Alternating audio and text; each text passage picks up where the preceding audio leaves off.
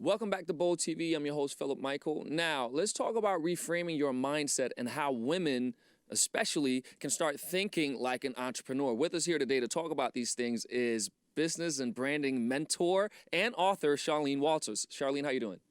I'm doing great. Thanks so much for having me here today, Philip. I'm so happy to be here. I am delighted to have you here. Now, let's talk about some of these things. We spoke a little bit about it off camera, but what challenges do women face as entrepreneurs, especially when it comes to mindset?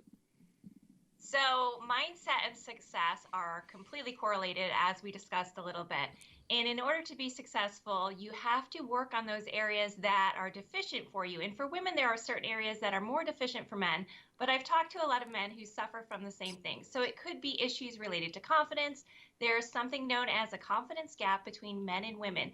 And we see this in corporate America where men will apply for positions when they have only 60% of the qualifications versus women who will only apply when they have 100%. We're sort of taught as women that we need to be perfect before we put ourselves out there.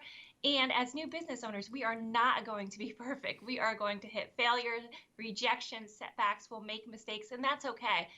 Part of the mindset shift involves coming up with coping strategies to overcome that when it happens, when we hit those obstacles, so that we can keep moving forward and doing those things that will make our business a success. Among other things, we also talk about money mindset and improving the way we cultivate our financial confidence. Now, one important phrase that you said there, which is money mindset. And to preface the question, I suppose, is that a lot of times people are born into certain situations, whether a certain gender, a certain culture, a certain country, a certain socioeconomic rung, if you will, of society, which comes with a number of belief systems that take place in each and every single one of them. Now, the money mindset, however, is universal. What do you mean by that when you say money mindset, and how can people sort of start to adopt it and cultivate it and apply it for themselves? The first thing we can do when we're thinking about our money mindset is to look at any baggage we're carrying with us, as you mentioned, Philip. So it could be the way we were brought up. Maybe we were taught that money is the root of all evil. Maybe we were taught that money wasn't a good thing, right? Or maybe we've had credit card debt, or maybe we filed for bankruptcy. Whatever it is, we've got to identify that, deal with it, and learn to let it go and tell ourselves that it's okay. We all make mistakes, but we have to move ahead. And we have to really think about changing our money mindset. When you're a business owner, all of your activities need to really focus on generating revenue. And sometimes we're seduced by the sexiness and the allure of being an entrepreneur. And we're focusing on, setting up a fancy website or buying t-shirts or doing our marketing and social media. And we're not really focusing on those areas that will bring in money. Right. So we have to start focusing that way. And some of that has to do with like this negative connotation we have with sales. Sometimes we think it's a negative thing. We're bugging people, we're annoying people, but we're really not. We have to reframe the way we think about it. We're actually helping people. We have a product, a service, a message that needs to be heard. So just unlearning that bad behavior and habits and learning how to adjust your mindset so that you can be financially successful. You mentioned another important word, which is confidence. And we say this about you feel like you're bugging people. Maybe it means people maybe deep down don't feel they're being of service, or maybe aren't confident enough about what it is that they do. How do you increase your confidence about the product that you have, the good that you're bringing to people with this? Because the way I personally feel, if I have something of worth, I'm like, I have the attitude as though I'm bringing you a pot of gold here. Even if you tell me, no, you really got to get this pot of gold. How can people increase their confidence, and how can they get over that particular hump? Because that's a very big inhibitor for a lot of people. How do you get over that?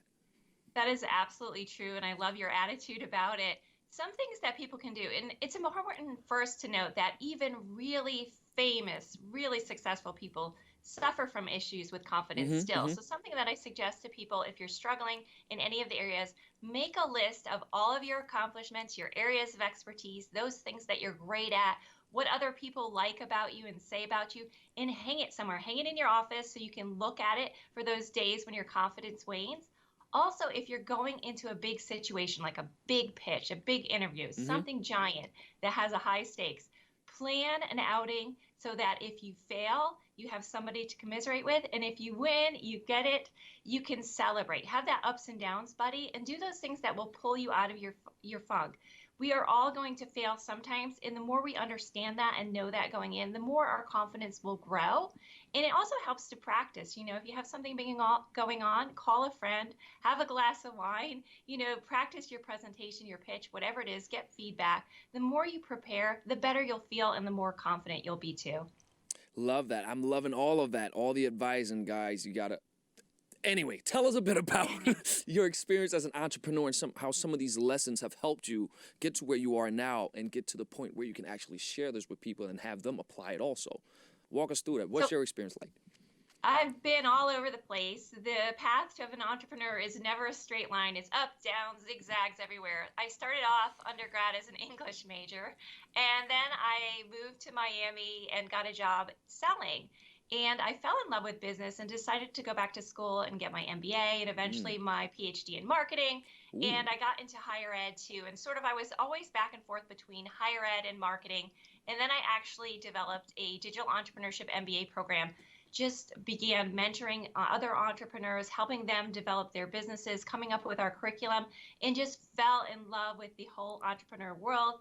I also started doing some mentoring through Entrepreneur Magazine's Ask an Expert platform. And then just eventually, I've always wanted to write a book and decided to put everything I talk about, the workshops I do, the mentoring that I have with people, the lessons I've taught them, put it together in a book. And I chose to focus on women particularly because I noticed that there was sort of a gap in the market.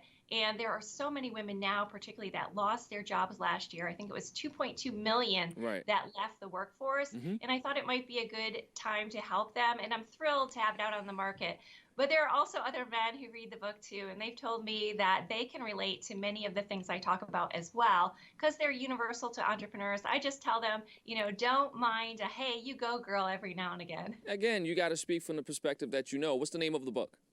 It's called Launch Your Inner Entrepreneur. Launch your. Got it right there. There we got it, because I want to make sure people see it and get all those golden gems right there. Before we wrap it up, tell me really quick, what was your dissertation topic? It was on understanding why consumers buy from one website versus another. Interesting. Can we see the findings in your book? You can see, I talk about it a little bit, not completely, but you can find them online. I'd be happy to provide them to you. You can find out more about me at charlenewalters.com if you're interested. charlenewalters.com. And Charlene, thank you so much for joining us here today. Thank you so much, Philip. It was a blast. Thank you. And thank you guys for watching. Make sure you follow Bold TV on Facebook, Twitter, Instagram, TikTok, and YouTube. Have a great day, and I'm out of here.